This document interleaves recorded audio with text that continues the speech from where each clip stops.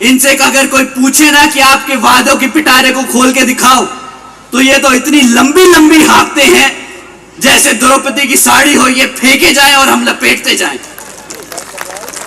28 लाख नौकरियां देने का वादा किया था और दिया क्या? 12,500 नौकरियां। तो सुना साथियों आपने, ये जो बयान है ये आकाश आनंद जी ने दिल्ली में हालिया उनकी जो 5 जनवरी को चुनावी जनसभा हुई है कोंडली विधानसभा में, वहां पर ये शब्द कहे गए हैं। अब इन शब्दों में ऐसा क्या है, इन शब्दों में ऐसी क्या बात आकाश आनंद जी ने कह दी है जिसे लेकर जो इस देश की मीडिया है, जिसे लोकतंत्र का चौथा स्तंभ कहा जाता है, उस मीडिया को अब दिक्कत आने लगी है, या कहें कि उसने खामखा बखेड़ा इसका बना दिया है।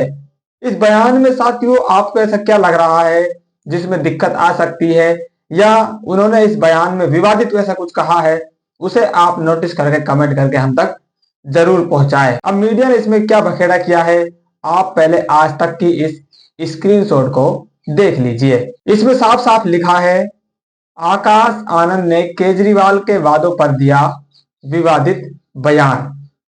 अब ये कौन सा बयान है साथियों? अभी थोड़ी देर पहले मैंने आपको कुछ शब्दों की झलकियां दिखाई, उसी शब्दों को लेकर मीडिया ने आकाश आनंद को लेकर फिर से विवादित करार दे दिया है। आपने यूपी में जब लोकसभा चुनाव चल रहे थे, वहां पर उनकी जो बयानबाजी चल रही थी, उस बयानबाजी को भी मीडिया लगातार टारगेट कर रही थी। अब जैसे ही दिल्ली में जो विधानसभा का चुनाव होने वाले हैं, उनकी तैयारियां सभी दल अपने अपने हिसाब से कर रहे हैं। बहुजन समाज पार्टी इसमें पूरे दमखम से उतर आई है, तो मीडिया को दर्द होने लगा है। इस तरह की जो बातें हैं, अब लोग बाग लगातार मीडिया के खिलाफ साथियों लिख रहे हैं। अगर मीडिया को दिक्कत नहीं हो रही है, उन्होंने केजरीवाल के जो झूठे वादे हैं उसके ऊपर मीडिया कुछ भी नहीं कह रही है, 28 लाख रोजगार की वो बात करते हैं और 12,500 सिर्फ वो रोजगार दे पाते हैं, इसकी बात मीडिया नहीं कर रही है, लेकिन मीडिया बात कर रही है कि द्रौपदी की साड़ी के जैसे उनके वादे हैं और इसको वो विवादित कह रही है। आप पहले पूरा भाषण सुन लीजिए, आकाश आनंद ने क्या कुछ कहा है। केजरीवाल जी ने एक नहीं कई बार ये वादा किया है।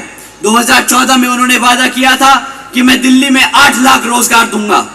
उसके बाद 2022 में दोबारा वादा किया कि मैं 20 लाख से ज्यादा सरकारी नौकरी दूंगा, यानी टोटल में 28 लाख से ज्यादा रोजगार देने का वादा किया था। परंतु आज 11 साल बाद भी केजरीवाल जी की सरकार ने मात्र 12,500 नौकरियां दी हैं, मात्र 12,500 नौकरियां। भाई साहब, इनसे अगर कोई पूछे ना कि आपके वादों के पिटारे को खोल के दिखाओ, तो ये तो इतनी लंबी लंबी हाँकते हैं जैसे द्रौपदी की साड़ी हो, ये फेंके जाए और हम लपेटते जाएं। 28 लाख नौकरियां देने का वादा किया था और दिया क्या? 12,500 नौकरियां। तो ये सारा साथियों उनका पूरा बयान है। पूरा बयान तो खैर आधा पौन घंटे का है, लेकिन जिस क्लिप को लेकर बात हो रही है, जिन शब्दों को लेकर बात हो रही है, वो ये शब्द हैं। जब आकाश आनंद जी अरविंद केजरीवाल जी को उन्होंने जो दिल्ली की जनता से वादे किए हैं, वो 10 साल से वादे कर रहे हैं, उन वादों की जो लंबी लिस्ट है, उस लंबी लिस्ट को उन्होंने गिनाया और उसकी तुलना उन्होंने द्रौपदी की साड़ी से कर दी है कि इनके जो वादे हैं, इनके जो पिटारे में जो वादे भरे पड़े हैं, ये ऐसे हैं जैसे द्रौपदी की साड़ी जिसको खींचते जाइए वो कभी खत्म नहीं हुई थी। ऐसे ही अरविंद केजरीवाल के वादे हैं, आप इनको सुनते जाइए, ये कभी खत्म नहीं होते हैं, क्योंकि आज की जो राजनीति है वो सिर्फ वादों पर की जा रही है, काम किसी भी सरकार में नहीं हो रहा है। जब चुनाव आते हैं तो फिर से वादों की एक लंबी फहरिस्त जनता के सामने रख दी जाती है और उन वादों में एक भी जो पूरा काम है, ढंग का जो काम है, वो पूरा नहीं किया जाता है। इन्हीं सब वादों पर लेकर ये जो रेवड़ी की राजनीति चल रही है, इसी पर आकाश आनंद ने केजरीवाल को घेरने का काम किया था, लेकिन इस बात से मीडिया को दर्द होने लगा। अब मीडिया को क्या दिक्कत है साथियों, आप कमेंट करके अपनी राय जरूर बता सकते हैं। मीडिया वैसे भी बहुजन समाज पार्टी से हमेशा से 36 का आंकड़ा रहता है। कोई नेगेटिव जो बातें होती है वो मीडिया के खिलाफ चलाई जाती है, नेगेटिव जो एजेंडा है वो मीडिया में चलाया जाता है, जिस बात से बहुजन समाज पार्टी को नुकसान होना है वो बातें, वो खबरें मीडिया में चलाई जाती है।